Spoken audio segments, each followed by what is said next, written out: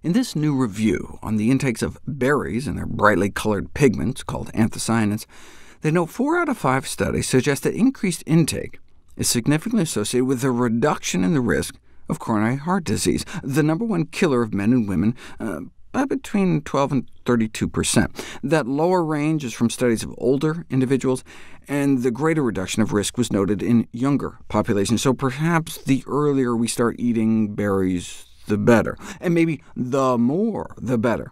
A 47% drop in heart attack risk for those in the top 10% of berry consumption.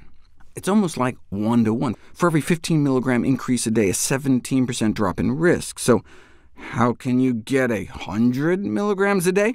By eating less than a half cup of blueberries a day, my daily dozen recommendation for berry intake. Why the drop in risk, though? What do berries have to do with the heart?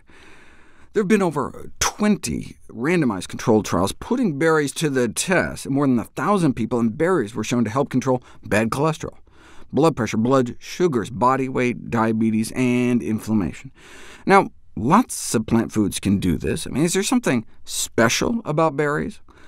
Like cholesterol. All whole plant foods have fiber. Fiber lowers cholesterol. But even blueberry tea can lower cholesterol, even in kids who are genetically predisposed to high cholesterol. We used to think only about 1 in 500 people had this high cholesterol gene, but now we're realizing it may be as many as 1 in 250.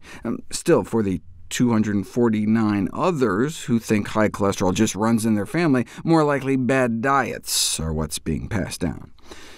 But even if you do have the gene, what happens when you give kids blueberry tea, just powdered blueberries, in a tea bag dipped in hot water for 5 minutes?